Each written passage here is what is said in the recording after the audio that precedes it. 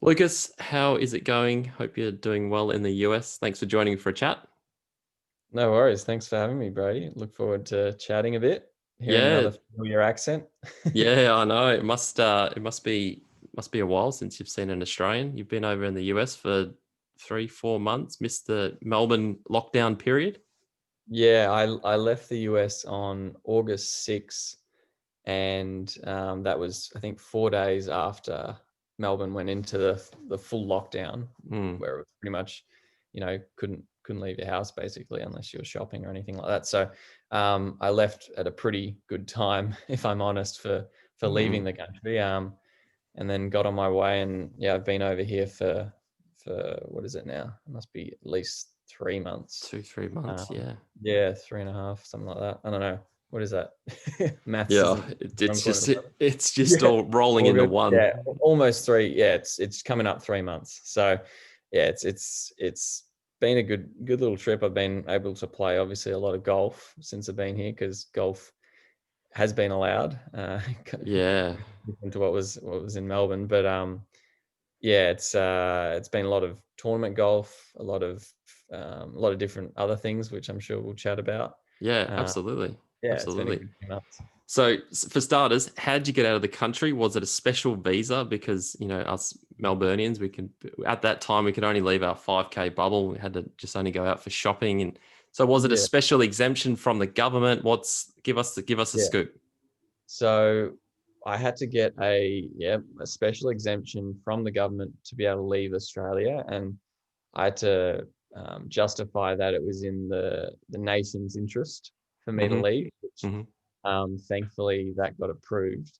So that allowed me to leave, and then also because of the quarantine requirements to return, I decided that it would make sense for me to stay in the US for an extended period rather than returning home, quarantining in a hotel, then flying back between the two majors because they're 8 weeks apart. But when you think about the cost and time spent in a hotel room, it didn't really make sense to fly back and forth between the US. So because because it would require me to be away for more than 3 months, I couldn't go on a visa waiver. I had to get a proper um, business visitor visa.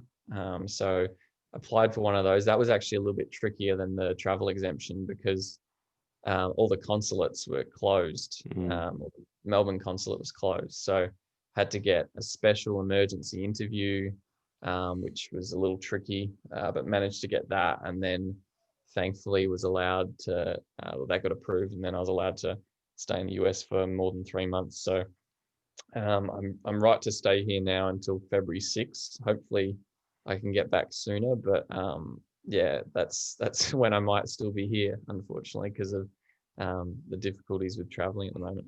Yeah, wow, it's literally 2020 things. It probably sounds Mm. like you did a Zoom consulate meeting just to get you out of the country. Yeah. But yeah, just yeah, honestly, 2020 things. But we'll obviously another Perth lad. We'll start in Perth. Mm. You obviously Mm. grew up there as well. I don't know what's in the water, but there's so many good golfers coming out of Perth. You're looking at Mm. Minwoo now, and you're playing the Mm. Masters Mm. soon. So yeah, where and when did you fall in love with golf? We'll start there in Perth. Um, I was always into sports, different sports other than golf. Like I played footy as a young kid, and then always enjoyed cricket. And then when I was about four, I had a neighbor who gave me a cut down club that he'd tried to get his son into golf. And this Mm, neighbor, he was a good player, was a scratch handicap. So he was keen to kind of give someone else the golfing bug. And so he gave me this cut down club, and my mum saw me using it. I was whacking it around in the backyard. I had a golf ball, and we had a decent sized backyard, so, but still not big enough to be whacking a golf ball around, even as a 4 year old. So mm, she saw it, thought it was too dangerous, and took it off me and wouldn't let me use it. And it was funny because I think 3 or 4 years later, I was playing hide and seek with a friend, and I found it where she'd stashed it away and grabbed it. And then my friend and I started whacking it around again in the backyard. This time I was about 7. And I just had like a natural knack for it, was able to hit it up in the air pretty easily. And so then decided that I wanted to try the sport properly, not just, having a whack in the backyard. So my birthday was coming up. I had some money from some relatives and decided that I'd buy my own set. So I think I spent, it was like $100. It was the cheapest, Chinese made set of golf clubs that Toys R Us had. Yeah. Bought that. Dad took me down to the school, the field, and I started whacking golf balls down the field. And then from then he saw that, yeah, I could like naturally hit it and swing it pretty good. So decided that I, I seemed interested in it and that I should go get some lessons. So Hmm. started getting some lessons out at Hammersley Golf Club, Yeah. which was just down the road. Hmm. And then from there, that the Wembley Golf Complex had a really good program for juniors. So I went there and had clinic with a guy who actually I caught up on this trip, and I didn't know, but he coached you as well, Brady. Daniel Taylor. I don't know if you remember Yes. him at Yeah. Sun Yes. City. Yeah. Yes. So he's Yes. living in America now. I don't know if you know this, He but was. he's living in America and he's a head pro up in Boston. So I went and visited him. No But way. he spoke about you, and it's crazy that he actually taught both of us. Wow.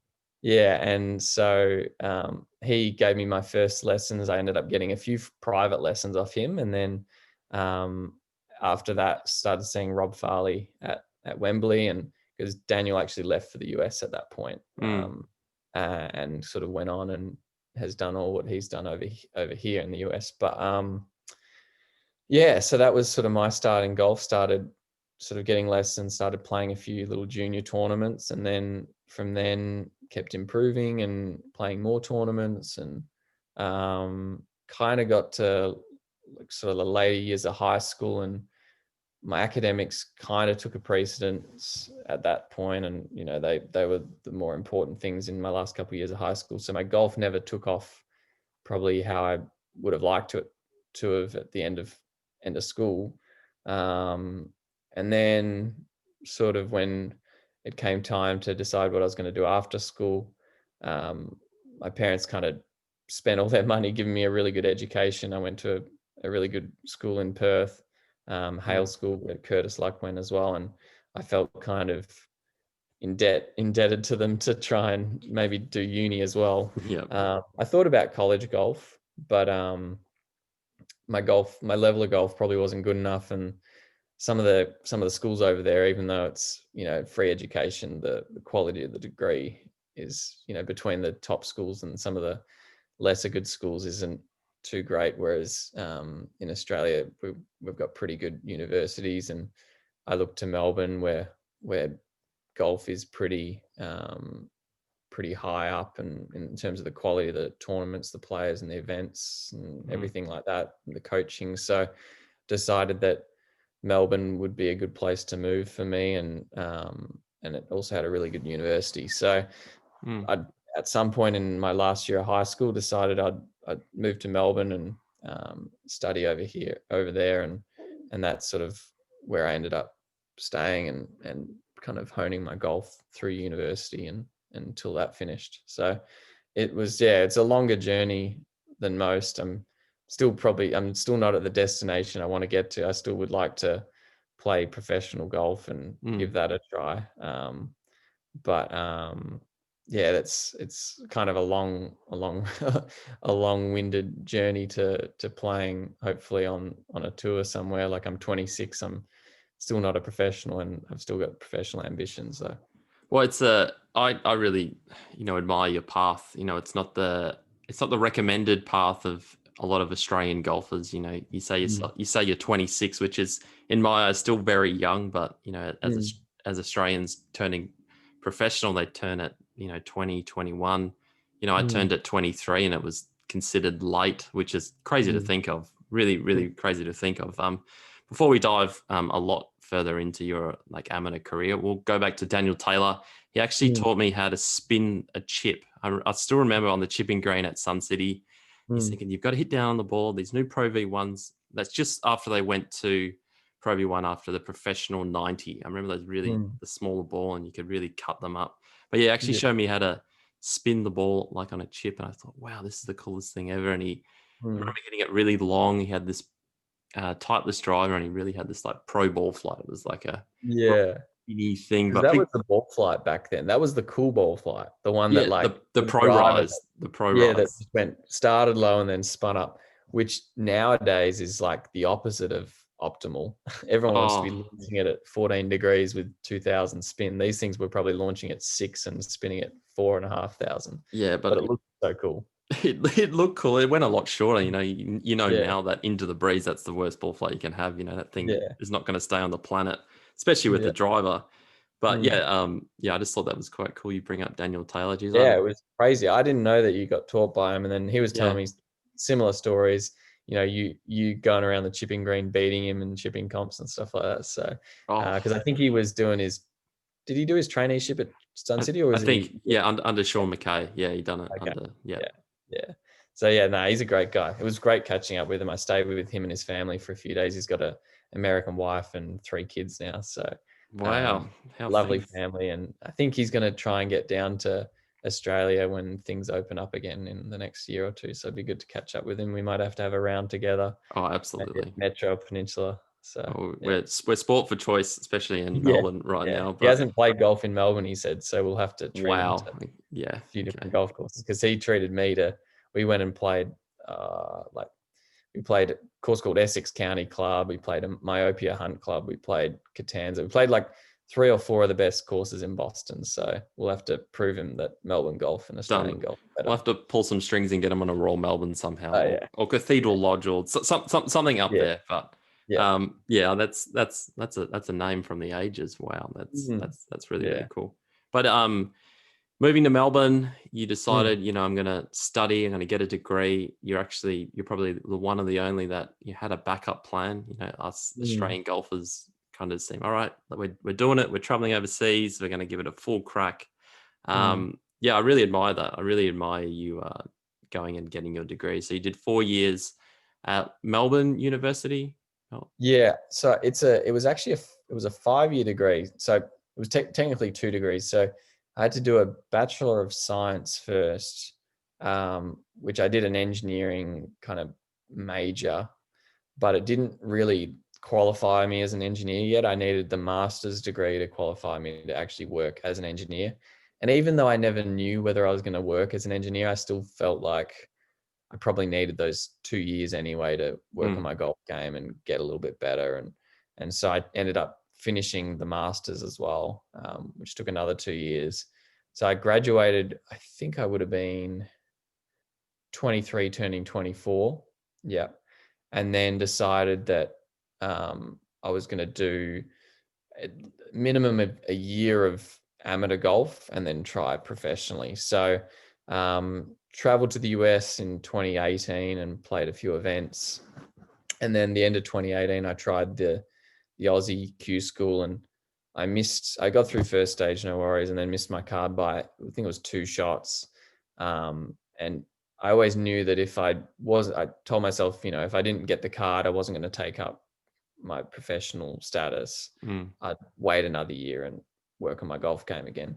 And it also meant that I could wait out until the mid-am because I knew there was a chance I'd be exempt into that. And mm, that was a pretty cool opportunity to play that and to be able to, I knew it was on the line to win if I won it. So decided to wait it out. And then through 2019, I did another trip just to the US, played a few more events, played pretty poorly. I played pretty good through the summer of like 2018, 2019, but struggled a bit in the middle of the year with my game and was really doubting whether I was making the right decision. mm, Kind of saw a few of my friends from university that had pretty stable jobs and their careers were on the up, and kind of thought, well, I definitely could have had that, mm, Um, and so I started, doubting the decisions I'd made to try and pursue the professional golf. But I also knew that if I were to give up at that point, I'd always have some doubt in my mind that I hadn't given it my everything before mm. before you know putting the clubs away. So um, I did know I wanted to play the mid-am. So the plan was play the mid-am because I had some like sort of status. I had like I think the Australian tour call it like tournament membership or something like that, where I could play like pro-ams and I could play like WAPGA and some of the low level events. Yeah, if you get through to final stage, Yeah. you get like a conditional status. It's kind of like Yeah. web.com if you get Yeah. past the cut. But it's funny, the first stage we actually played together at Sandhurst on That's that right. Yeah. We really did. with Will Heffernan. It was a really, Yeah. really windy day. Balls were blowing Oh, all that's over the crazy. place. And we Yeah. both shot like mid 70s and like Yeah. I it think was I like we just need to break scraped. 80 to get Yeah. through. But Yeah. Yeah. I think I thought I'd like, I remember finishing up and thinking, oh, that'll at least get through. But I still only got through, I think, by 2 shots in the mm, end. Um, but yeah, that was interesting. Balls blowing on the greens. because Um, I called Scotty over and I said, you know, yeah, I can see my ball. The whole thing is moving side to side, but he's like, your ball's actually not leaving its spot. It's just oscillating completely. I'm like, so you're telling me I need to hit an oscillating ball? And he's like, yeah, you're gonna have to just get on with it. And I'm like, the thing's shaking side to side, yeah, but that was nuts. That was yeah. nuts. Um, yeah, so I had that sort of conditional sort of status. So Mm, I actually won like an amateur qualifier into the New South Wales Open, and then they changed the rule that I could have turned pro if I wanted to and play the New South Wales Open hmm in the lead up to it. So I knew I had that start if I turned pro. I knew I had WAPGA and I knew I could qualify into like Oz Open and Oz PGA if I wanted to try that.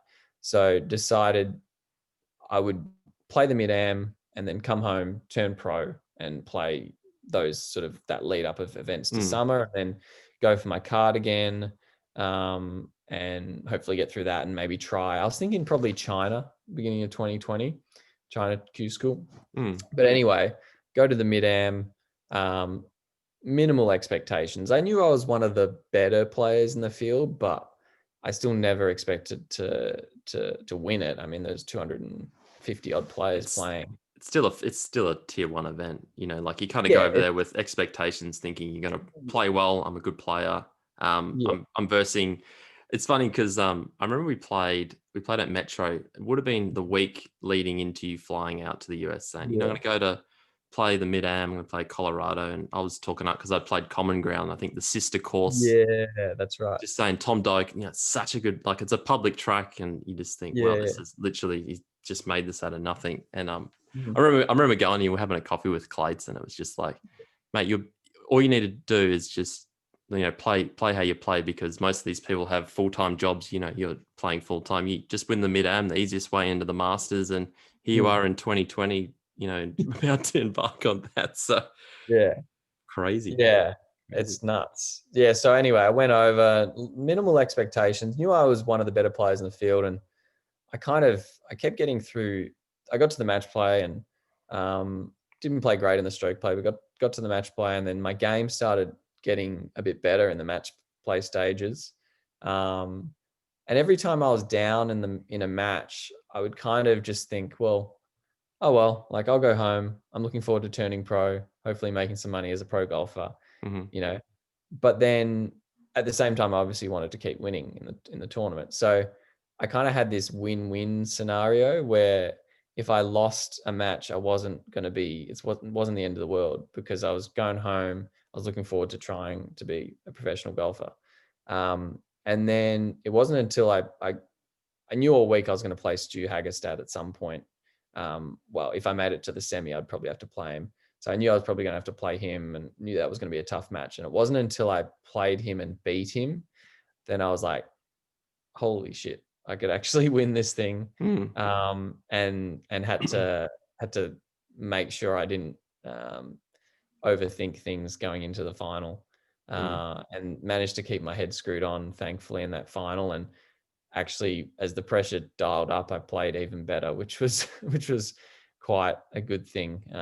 Gave me confidence going forward. But um, yeah, that was awesome to kind of play well under pressure and win something like that, and didn't let it get to my head. And yeah, came home with a win, and certainly wasn't expecting to be returning home not being a professional, because that was the expectation at that point. But Yeah. obviously it made sense to wait it out, play the Masters and play the US Open, and then maybe consider pro golf after that.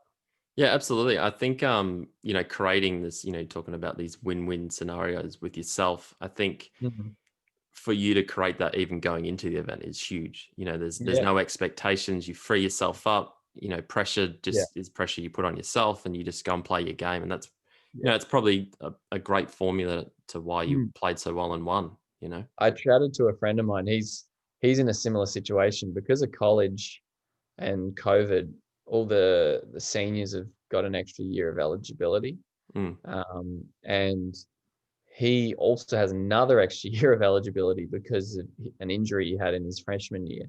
mhm, So he could turn pro. Well, he could finish college and be turning 25 like the month after. mm, And so he's looking at doing something similar to what I did, and playing the mid am as sort of his last event. And I was chatting to him the other day, and he was mapping everything out, and he was saying, "Oh, it's going to be so good. Like, I'll play the mid am, and then it's a Walker Cup year, and I'll play that, and then I'll do this and do that." And then he was getting so far ahead of himself that I was like, that's completely the opposite of how I approached the mid am. I wasn't even mm, thinking about winning the mid am. I was thinking about how excited I was for pro golf and that future for me. mm, And I told him, I said, like we were just saying, you need to create a win-win scenario.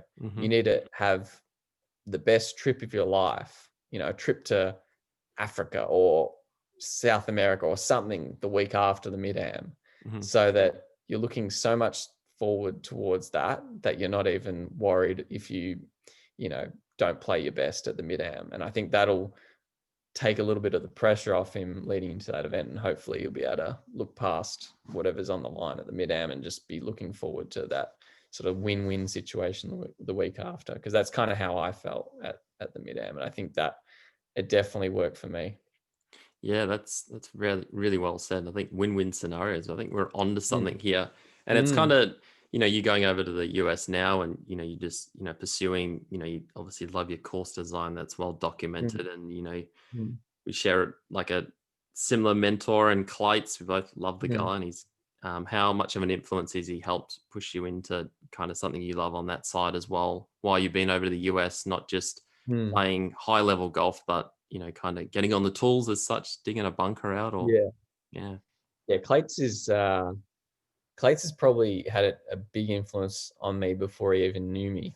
Um, I He redesigned Lake Karrinyup in 2006 to 2007, and I was 13 or 14 years old, um, maybe even 12 or 13 years old actually, Mm, when he was redoing the course. And I remember at the time the club mailed out these CD-ROM wow. things of Mm, the course changes, and it was Clayton talking through the changes to each and every hole, and they had like an artist's impression of before and after, and why they were doing different things. And I remember loading it into the computer like every night. I was obsessed with it, and I was just mm, like loved hearing him talk about it and listening of what they were doing. And I was so excited to see the course being transformed, because I knew it was a really good golf course, mm, but I was always kind of like, in a way, interested in course design. And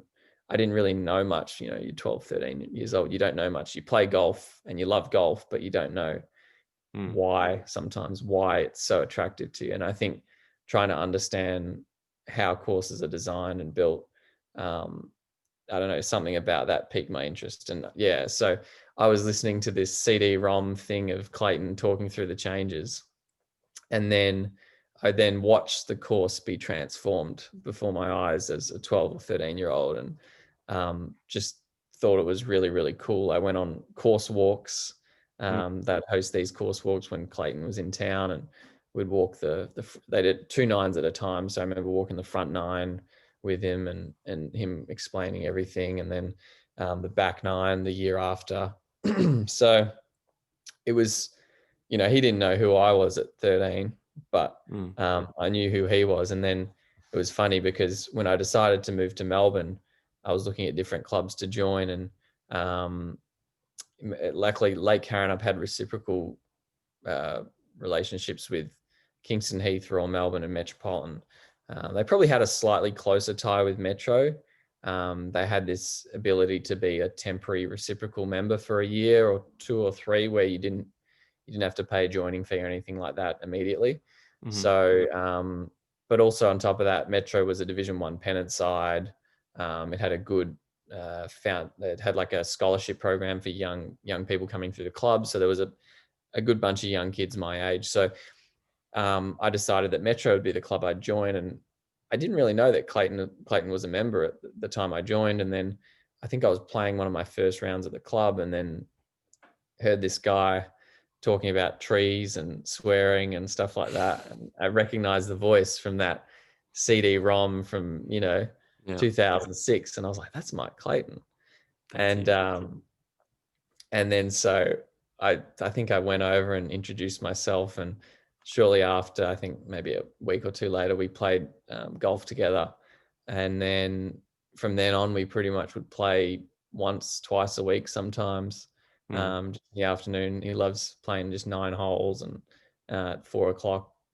And so we'd just sort of play that. And from then on, I just kept learning more and more about golf course architecture, just by walking around golf courses like Metro with him. And that kind of just progressed to the point where, on top of that, my game was getting better. I was playing better golf, and he was good as a mentor for that side of things as well. I probably found him more interesting when he was talking about golf course architecture than when he was talking about pro golf. But he definitely has some insight when it comes to playing pro golf. He played 20 years on the European tour. But yeah, I kind of got to the point where I was starting to travel to play tournaments. So I'd go. Actually, he was a big part of me going to St Andrews for 6 months and studying over there. He really sort of said that I really, really should do that, because I saw the opportunity to study at the University of St Andrews for a semester during my study at the University of Melbourne. So yeah, he sort of pushed me on to applying for that. And then, yeah, after that, I kind of got the travel bug and started traveling around and playing a bunch of really, really good golf courses. And fortunately, yeah, I've been to the US and UK and parts of Asia and stuff like that to play some great courses for primarily tournaments. But when I'm traveling, I really like to see what's out there and understand the different styles and types of course design around the world, because America particularly, it's so diverse in how the courses are designed. But yeah, Clates has definitely been a big part in shaping how I've kind of evolved as a golfer and as a person as well, and in my education and golf course design side of things as well. Yeah, he's just a legend. He's so much knowledge, so many things he can offer to younger players, and he's just there to kind of give everything you want or need. But yeah, I've had a similar couple of experiences with him. He was redoing Sun City when I actually lived on the course, and he has close ties with Craig Bishop, and he I remember him texting me and just calling me up saying, we're trying to move this tee on the second. We're making it a short par 4. I'm telling them it's too short. We need to move the tee further back so it's not drivable. It's only available for like the longer hitters. And yeah, and I went out there and I hit it beyond the path and hit it on the green, and he was really quite upset, saying, I need to move the tee back here. This is this and that. But yeah, he's a great dude. But going back to your your love of architecture and what that entails, the course walks you're talking about. I think as a player, knowing what the architecture is trying to get you to see or to do is a huge advantage as an elite, like an elite golfer. I think not enough people, it's probably a very strong statement, but don't see that. They kind of just see the flag 125 and just fire away. But was that a moment for you that you were kind of like, well, this is it for sure? Yeah, I think understanding how the architect has designed things definitely helps. Like, I mean, this week I played a tournament in Charleston called the Azalea Invitational, and it's a Seth Rayner golf course, which he designed a bunch of really, really good courses in America. But the style he designs in it's very bold and very geometric. The bunkers are like square, the greens are quite squared off, and um, because it's so squared off, they got the ability to put pins, kind of like the sandbelt, right on the edges of the greens. So if you understand how the architect is trying to kind of mislead you or manipulate you into trying to go for aggressive pins, you kind of you tend not to fall into their traps so much and fall into the trouble as much if you understand the little mind games they're playing with you. And so I like to play golf. I kind of play things where I'm taking a safe line, but try to play the line aggressively. So, I'll try and avoid the penal kind of misses like your OBs and your water hazards and your deep bunkers, but try and play aggressively at conservative lines. And I think that's something I've sort of understood a little bit more through playing a lot of well-designed golf courses, because the best courses in the world are the ones that kind of try and play those mind games with you the most. And that's why I think that's why they're the most interesting, because you never quite know the right way to play them. And it's so dependent on the wind, the pin position, especially like I think a classic example, I think it's Woodlands number 4, no bunkers around the green. It's 230 meters, that you can drive it every day of the week. But, I played an Australian amateur there with, one of the top Korean players in the world, and he made an 8 and he was greenside for 1. And, he didn't really hit a bad shot, just wasn't really expecting how to play around. Yeah. But cool. Yeah, that is such a cool hole. And it exactly kind of what I'm talking about. You got to pick a conservative line there. Like, I think probably I've always thought the play there is just to get it just somewhere near the front edge of the green. You never want to be pin high. Absolutely. Never pin high. But if you want it, you kind of just want to get it close enough to the green where you've got a shortish pitch. If you back your short game, you should be fine. But as soon as you pin high, you can just start playing pinball back and forth. Yeah. Crisscross. That's not fun. Yeah, I remember watching it thinking, I wonder what this kid's going to do now. And, growing up playing on these courses, I made the mistake hundreds of times on that hole. Like it took me a long time to get to what you just said then, short left, just chip it on and kind of get on with it. But it's, I think Sandbelt was so lucky with that. You're obviously seeing the difference in the US with all the different courses there. They're so different, and they're so US is funny. There's so much bad golf course architecture, but there's so much good golf course architecture as well. It's a real mix. I think people, when they think of the US, they think of what they see on the PGA Tour, which is not actually the best representation of how high the quality of golf courses and course architecture is in the US. There is so many great golf courses in America that it just it's unbelievable. So if anyone's a student of golf course architecture, they need to go to America, almost more so than UK and Ireland, I think. I mean, UK and Ireland, you can see awesome stuff, but the quantity and the diversity and style in America I think it's even better. Yeah, definitely. I've noticed that traveling around a bunch, but you follow, like I noticed I started following course architectures that people that I was like, this is the guy. Like I like Tom Doak, I like Corin Crenshaw. I kind of followed where he was in Texas. I was like, all right, he's done a lot in Austin. He's done a couple over here. What are the big ones for you over there? I'm missing probably 2 big spots in America where I haven't played golf. So one is Long Island. It's probably three spots actually. So Long Island in New York, I haven't played Hmm. golf there. Haven't played golf in Chicago, and I haven't played golf on the Monterey Peninsula. And they're probably like the three best spots for golf in America. So Hmm. it's a tough question to answer because they're probably the three spots where you'll find like the answer to that question. Hmm. But um, I have played a bunch around Philadelphia and New York area, except for Long Island. So I'd say Pine Valley, Oakmont, Marion are probably three pretty good starting points. Yeah, definitely. They're all Definitely. they're all a little bit different. Pine Valley's a very penal golf course. It'll beat you up if you're not executing your shots well. It's not overly strategic. Like there's not that much risk reward.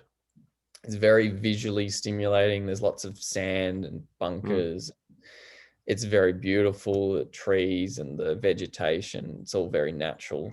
Um, so it's really different to like Marion, which is kind of like playing golf through a really nice neighborhood. Like imagine if they just put a golf course through, they just bulldozed a few houses in Turak and and instead of having houses there, they're like, oh, we're just going to put a golf course in through here. It's Oh kind of like god. that. Um, but it's really cool because it's like uses the land so well. It's a tiny, tight little property, but it's so intimate. You know, you play the front nine and you stand on like the second tee and you can see like the fourth green and the fifth hole and Mm. you can see all these different holes from the one spot and you can kind of see where the pins are. So you start thinking about your strategy on that hole because the pin's tucked around the corner there and you think, oh, I better be on the right side of the green there so I can get to that. So it's got all these like preview looks as you're playing other holes where you can see kind of and start thinking about your strategy on those holes. So that's a really cool place. And then I've been to Oakmont as well, which is a little bit like Pine Valley in the sense that it's super penal, but it's like also just a very, very different golf course to look at. Super open. They've taken out thousands of trees there in the last 30 years. Mm. Um, but it's the greens there that are just like unbelievable. Like the green complexes, they're just these like awesomely varied. Some of them are tiny, some of them are huge. Mm. Lots of different contour on them. And they're always like at 14 on the stimp as well, which makes them Yeah. super, super tough. But yeah, the greens there are probably like some of the best in the world just in how they're contoured and allow you to play all sorts of different shots to them and around them. So um, they're probably the three that I've played that stand out the most in America that sort of taught me the most about understanding golf course architecture. Well, that's exciting. That kind of leads into Augusta. Have you played there yet? And you're excited about kind of obviously being a Mackenzie design. We grew up in Mm, the Sand Belt. We're familiar with yeah. those ideas. Yeah, I think Augusta will be fun. I have played there. I've played about 6 rounds of golf there now. I I've been there twice. Um, got to play it with my caddy Will, who's a good Hmm. friend. He lived in Melbourne for a bit, and then he's an American guy. Caddied for me at the Mid Am when he got knocked out. He played it himself and got knocked out, and then caddied for me at the US Open too. So Will's been there as well, so we feel like we've got a pretty good understanding, both of us, of the golf course, and Mm. it's definitely got Mackenzie characteristics like those courses in the Sandbelt. Um, green complexes are super wild. Actually, Winged Foot was a pretty good preparation for that too. Yeah, yeah. There's some crazy greens there as well. But I'd say Augusta are easily on that level too. Um, yeah, I think the course suits me a little more than Winged Foot did. It's a little more generous off the tee. Um, I think a, there's a little bit more variety in your ability to recover. Winged Foot was just if you missed a green, it was in the wrong spot. It was so hard to put it back in position because of the long rough, and you can get any spin on it, and then so many of the pins were tucked. Whereas I think Augusta's got a little bit more forgiveness around the greens. It's definitely very Um, wide off the tee. You know, yeah, looking at wing foot, you see what Bryson did there. He kind of just yeah, hit it as far as he can. But how many yards are you behind him off the tee? Because you know it's obviously really yeah, expanded on the television. We already know you hit it quite a long way. You know. yeah. I'd say Bryson probably carries the ball 30 yards past me, realistically. Like Yep. he's swinging it like 130 and I'm swinging it probably like 118. So Hmm. it's 12 miles per hour club head speed. So it's probably, yeah, 30, 36 yards if you think about that, you know. Yeah. So it's a bit, and definitely Augusta, there's a few spots where that length is a big advantage. 13, obviously, um, 2 if you can get around the corner. But it's not just about length. You know, precision play is important at Augusta, and it'd be interesting how he plays. Um, Whether it'll be something like 97 where Tiger was knocking it past all the trouble and then just kind of cruised through to the win. Hmm. That could very very well happen.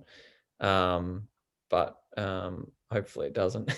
Yeah. Hopefully. Hopefully some other people can give him some competition. Maybe even myself if I play Yeah. really really well. Absolutely. Yeah. Absolutely. Yeah, we've got to get you the leading amateur at the Masters, a fall Masters though. It's very very different. It was kind of up in Mm. the air for a while whether they were going to play it. I don't think they're having fans there yet. No fans. No. Yeah. No.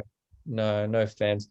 I would have been nice to have some friends and family and that supporting with the original spring dates in April. I was going to have like, it was probably going to be like 35, 40 people I knew going to be there because there was a bunch of Metro members that had already scheduled a 2020 tour to the Masters. Hmm. And they were all going to be there. And then obviously they got postponed and they thought they might be there in November, but then Augusta announced that there was no fans a few months ago. So unfortunately, it'll just be myself, my caddy, Daniel Taylor actually is going to come as my coach There you go. because I can't get anyone from that's actually my coach to come. So Daniel's coming Wow. as my coach, and Luke Mackey's going to come for a few days. Although he got told the other day that he's only allowed in like the physiotherapy area of the golf course. He can't even go and watch on the golf course, which is ridiculous. So Wow. him and all the trainers, there's some full-time, PGA Tour trainers that were just like, this is ridiculous. So I Hmm. don't know if anything's going to happen, but I think he might just come for Monday through Wednesday and then head back home, unfortunately. But it'd be good to see him and catch up with him too. So I'll have Yeah. a little bit of support, but yeah, definitely not the 35, 40 people that I would have had in April if everything hadn't gone how it has. Yeah. It's been a crazy year to say the least. Are you staying at Butler's cabin? Is that an option? So I actually stayed in Butler Cabin when I went there on one of my trips to Okay. visit, Yep. which was awesome. Um, Traditionally, the Crow's Nest, the amateurs stay in the Crow's Nest, Oh, which is that's right. Yeah. yeah Sorry. on the top of the clubhouse, which is really cool. But due to COVID, they're only allowing one person at a time to stay there. So Monday night, I'm going to stay there, which would be really cool. And then I'm staying the rest of the week in a house in Aiken, which is about 25 minutes away. Thankfully, I met someone who knew someone, and at least I don't have to pay for the house because that can be pretty expensive because it's not a tournament or not a, there's no crowds and that there's no spectators. So it wouldn't have been that expensive, I don't think, but it's still free accommodation, which will be nice. Yeah, those major weeks they kind of get quite expensive, especially with all the tour pros rolling in, and it's going to be quite overwhelming. But yeah, you've networked your way into Aiken. I'm sure there's a great golf course there as well that you can try and Yeah, play as well. yeah. Palmetto Golf Club in Aiken's really good. That's actually an Alistair Mackenzie as well. Yep. Yep. I've played it. It's really, really good. And even like Aiken Golf Club's this little, I think it's a municipal or it's at least a public golf course. and that's really really fun too. So little Mm, like tiny kind of small scale, like it's probably like 5,500 yards past 68 or something like that. So pretty awesome. it's like kind of tiny little golf course, but so cool and fun. But I think because I'm only going to get to Augusta on Sunday, I'll probably just be doing all my practice in Augusta. Although there's, I don't know if you follow on Instagram, Zach Blair. He's building Yeah. a golf course Hmm. in Aiken. Yep. Uh, it's called, well, it's going to be the Buck Club, but they're calling this site the Tree Farm, and it's actually like 5-10 minutes from Aiken. So he's going to be there on Wednesday of tournament week. So I'm not sure if I'll take time out of my practice regimen to go see the Tree Farm on Wednesday, but I might try and go check it out because it looks like it's going to be pretty cool. Yeah, he loves it. I've been seeing him getting Mm. with all the merch. The Buck Club loves it. You love Yeah, it. It's funny. I actually played the Aussie Masters with him at 2014 at Metro, and then we were yeah, yeah, talking about, became friends, played a bit of amateur golf together. And every time I've got friends in Utah. Every time I go to Utah, I'm like, go out and try play a couple of courses and stuff, and trying to match up schedules. But yeah, yeah, it'll be exciting to see what he does because his drawings just look amazing. I'm sure he's picked a yeah, great site, and if you do get yeah, the chance to have a look around, but just being at the Masters, you probably just want to soak all that up. It's probably yeah, exhausting already. You probably found that with the US Open. They're just a yeah. circus, really. Yeah, if I've got an afternoon free, like say I play early on the first round and I don't have anything to do in the afternoon, I wouldn't mind yeah, checking out the site and having a look. Because I know they're trying to raise money at the moment to get it built. So should hopefully it's only a few years away from being what he's always dreamed to have, which is a golf club. Yeah, it'll be very relaxed. I know that for sure. Yeah, Be very, yeah, very, very relaxed. But all things go well. You win leading amateur at the Masters. You're up there. You're on the television. What's the half plan after that? I guess 2020 has just been a nuts year. yeah. It's a What's tricky one. So at the moment, um, I we spoke about this before we started recording, but mm, um, I don't have a flight back home because I've had three of them that have got cancelled. So the third one was booked for December 2, and that one got cancelled, and then I had to look for another flight home, and they're all like $5,000. So before I was planning to, well, part of the process of being here, I've sort of worked in golf course architecture. I've done a little bit of work for a guy called Mike DeVries, who's business partner of Mike Clayton. And so I was learning some kind of golf course construction stuff, which I found really, really interesting. mhm. And so now I'm thinking, I've only thought about this in the last couple of days, but I don't think I'm going to get home for Christmas. My parents are in Perth anyway, and that's a really hard border to get into at the Oh moment. yeah, my Yeah, family's there as well. I yeah, completely understand. Completely yeah. understand.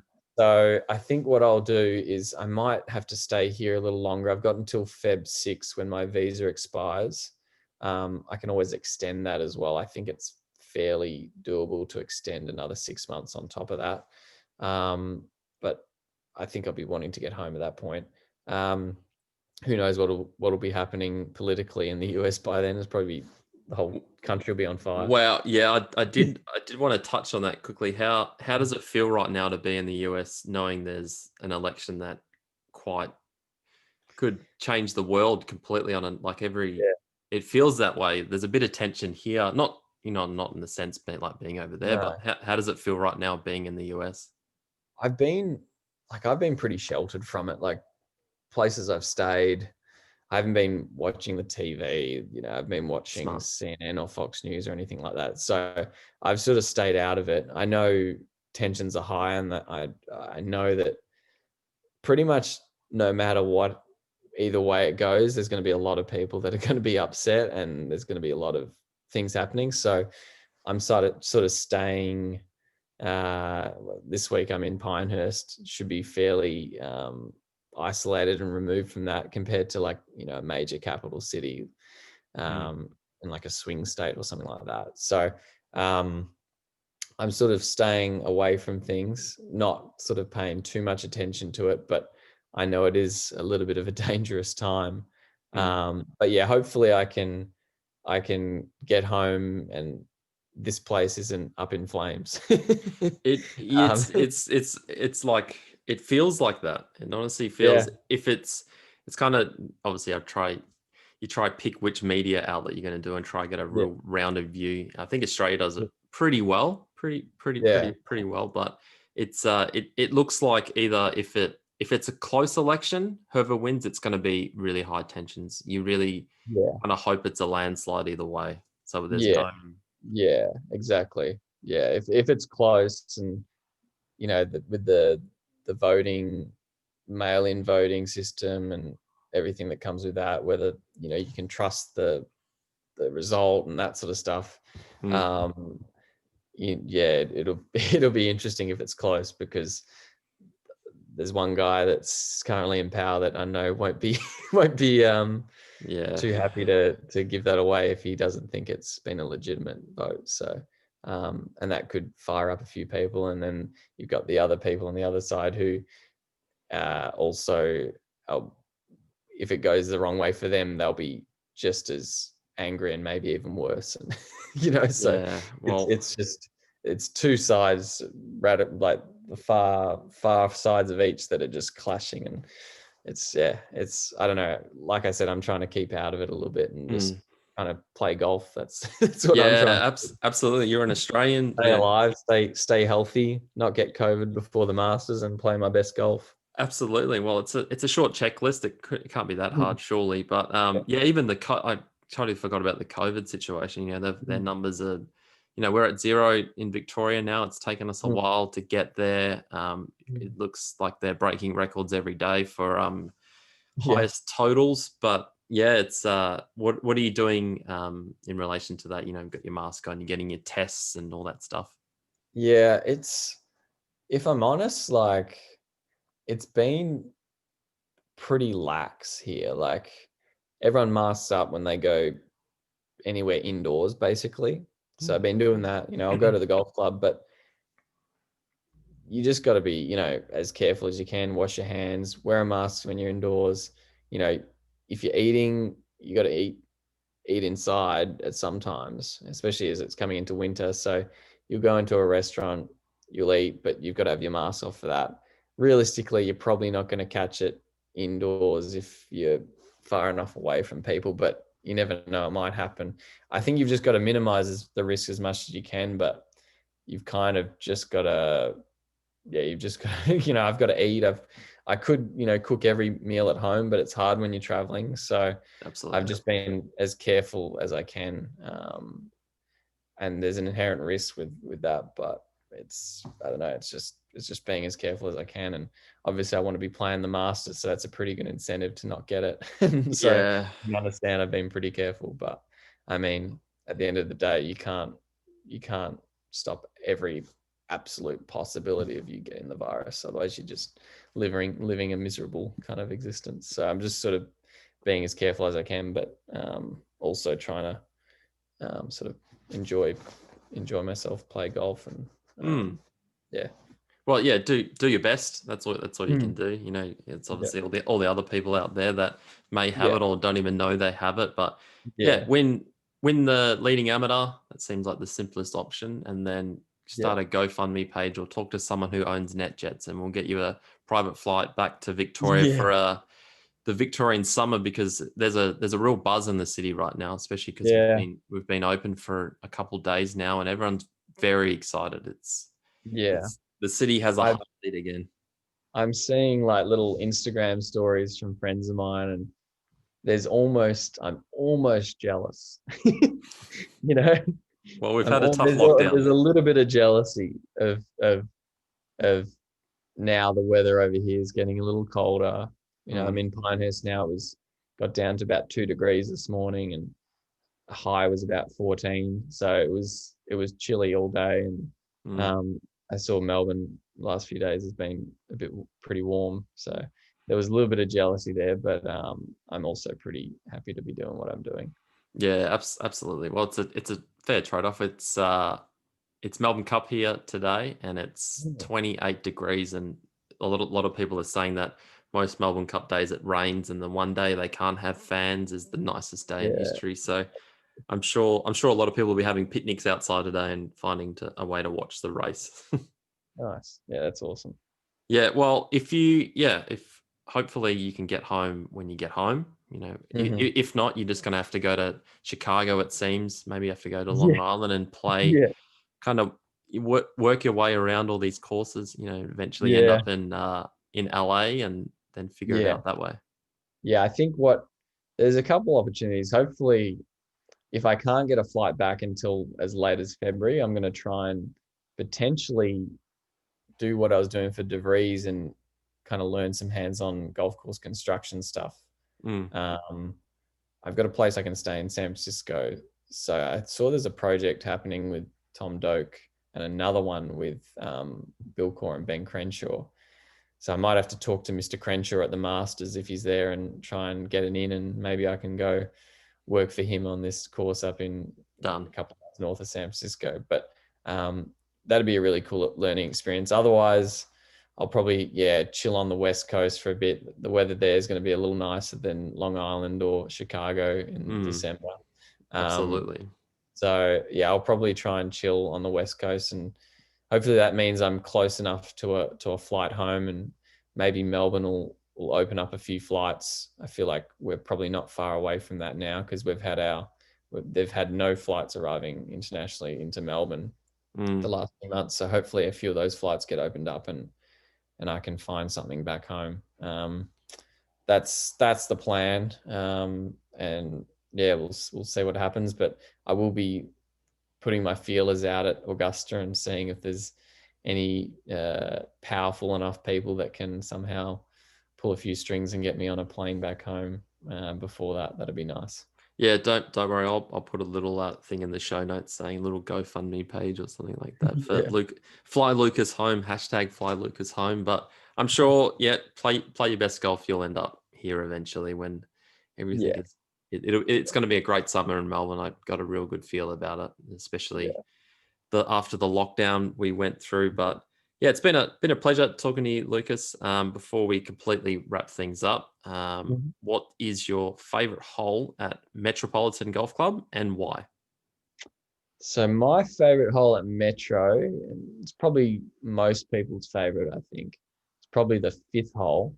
Um, it's it's got probably more or the most undulation on the whole course, and that's not a lot. It's pretty subtle, but it's like a semi-blind tee shot over a really nice sort of native area of carry. It's kind of like a sand scrape sort of carry of native flowers and heathland vegetation. So you got Hmm. this natural sort of carry up over a little crest, bunkers on the left, one bunker on the right, but a bit more space on the right. So the sort of bailout's just a little bit right down the right side of the fairway. And then the green's probably the best part. It's got this little rise up at the front and it almost falls away at the back. It probably overall is pretty flatly sloped right to left, but it feels like everything runs towards the back left corner. And so, particularly if it's downwind, the approach shot gets really interesting because you don't really know where you need to pitch it because there's this big knoll sort of at the front. You start thinking about whether you pitch it short and let it run up, or if you pitch it past the knoll and don't put spin on it or don't catch it properly, then it's going to roll through to the back left and over the back Mm. in the corner, which is like a horrible little chip because the lies are always dodgy there. It's in the shade, so the grass doesn't grow as good. So yeah, it's the green that really makes it. It obviously the tilt of it's tilted right to left. So if you're coming from the left side of the fairway, it's a little easier to hold it into it. But if you bail out to the right, where there's a lot more space, you sort of coming down the slope and it always wants to run into that back left corner. So the green's really interesting. And that right bunker, which is like deep with the green running away from you, Hmm. looks like just a dead miss. So whenever the pin's sort of front right or back right, it's that's always in the back of your head. Don't miss it in that bunker. But I think that's probably got the most things um, the most interesting things about it, that hole. It's just, there's always something to think about when you're playing that golf hole. You're always trying to think about where you're putting it off the tee, and then how you're going to get it to the pins on that green, and then also trying to think about not missing in that right bunker too. So Yeah. it's kind of a lot to think about. It's a really fun strategic golf hole. Yeah, it's caught me out a couple of times going over the back, that little Mm. because you always find you're on that little downhill chip and that grass isn't Yeah, in the shade, and you're trying to yeah, get it soft, but just get your putter out and whack it up the hill and take yeah. your five. Putter's like the clever play there, but it might not be the way you get it closest to the hole, but you're consistently going to be the best from there. Yeah, it's a definitely, there's so many good holes there. Like especially that front nine for me. I think even the six, you guys don't use the path three, that it's just a spare Yeah, hole. yeah, That's arguably one of the best par threes there as well. yeah. It's probably, I think it's probably the best path around the course, and we don't use it. I think hopefully we will start using it in the proper routing. I mean, we technically we play it almost as much as the other par threes, because in winter we rotate the par threes. Hmm.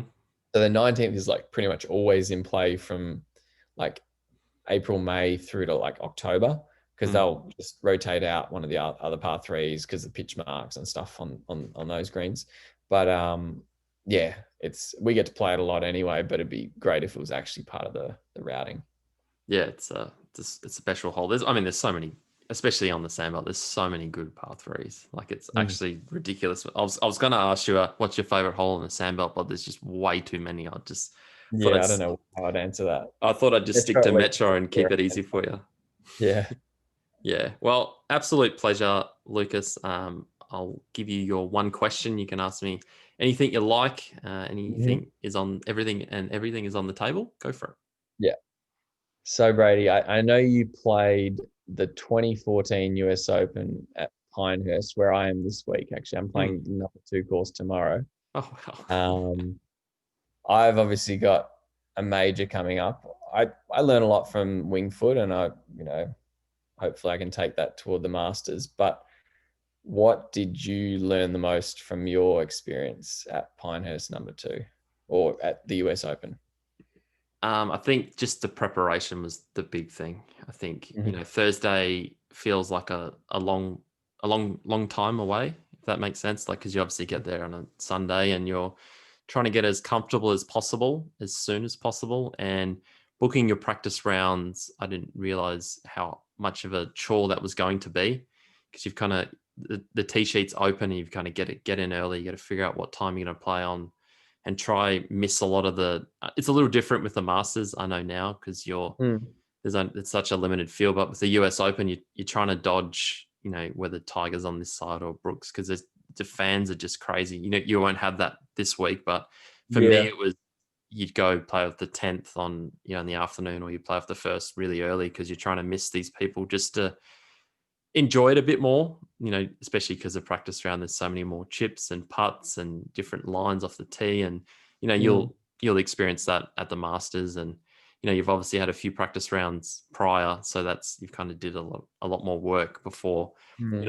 because I qualified and had the week to kind of prepare myself to go and do it. So for me, it was just knowing exactly what you're doing Sunday, Monday, Tuesday, Wednesday, and then just relax and play, and Yeah. like we were talking about before, and creating Mm. those win-win scenarios, and just Yeah. alleviating a lot of pressure off yourself. Yeah. That's key. And just, yes, stay off social media, because it's going to blow up on, the week. You know Yeah. that. And I Yeah. I wasn't really prepared for that. I think, Yeah.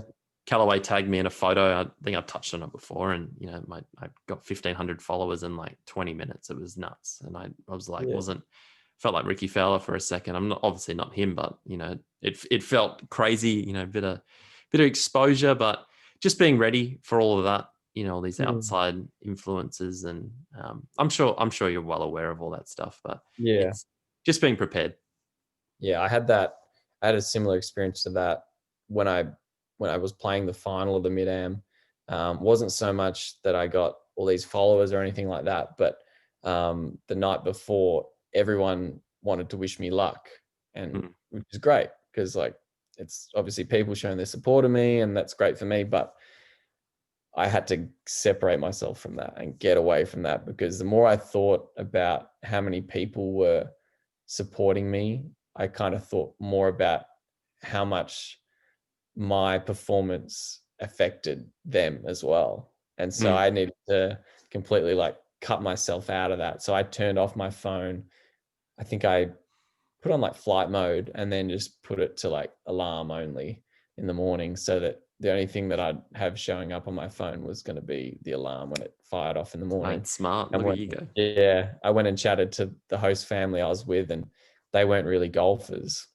And we just had a nice leisurely dinner, and then I went off to bed and watched some Netflix, and that was it. And I was asleep at 10 o'clock and had a really nice rest and woke up in the morning. But I think Beautiful. I'll be doing something similar before the Masters. I think that'll be pretty. I think I can already kind of feel that there'll be a lot of people sending me messages. There was at the US Open, and I think it'll be similar at the Masters. So I think the ability to get away from that's important, like you say. Yeah, that's you could write the instruction manual. That's definitely a lot of people could take that going into, whether it's a big, like an MCG grand final or Yeah. whatever it is, kind of just making it feel like a home game. I think that's Mm-hmm. huge. Mm-hmm. And just not, losing sight of that. Yeah. I think some 100%. people get a bit wishy-washy with it, but it's funny. Curtis was leading going into the last round, or one off the lead on the web.com of Corn Ferry now. And I never like to text anyone. It's funny. I Mm-hmm. don't text them prior to the round. I text them after. I'm like, I don't want to, Yeah. because I know as a player, as you Yeah. say, when there's 100 message there, you feel kind of bad if you don't reply to everyone. It's kind of just like, it's just like Yeah. you need that separation to perform at such a high level, and Mm-hmm. that's yeah. But yeah, that's kind of what I learned from the US Open, that I wasn't Yeah. really prepared for, that onslaught of, it's not an onslaught, that's probably too harsh of a word, but just attention, and just, Mm. and then just trying to relax. You don't have the fans there this week or next week, so you've No. got that pressure's gone already. So Yeah. That's an advantage for sure. well, yeah. Well, you just know that a lot of Australians and a lot of people around the world will be watching, wishing you well, and I won't be Mm. sending you a message before the first round. I'll Yeah, wish you you know I luck won't now. reply. What's that? What's that? You know I won't reply if you Yeah, do. that's completely fine. No hard feelings. But yeah, we Yeah. are all wishing you a lot of luck. You don't need luck. Just go play your best, do your thing, and just enjoy the week. Take lots of photos. That's kind of my thing. Get lots of merch, something you can be proud of that you've accomplished, and just Mm. do your best and have fun. Yeah. Thanks, Brady. No, I appreciate that. I'm looking forward to it. Thanks for all that little bit of advice and all the well wishes as well.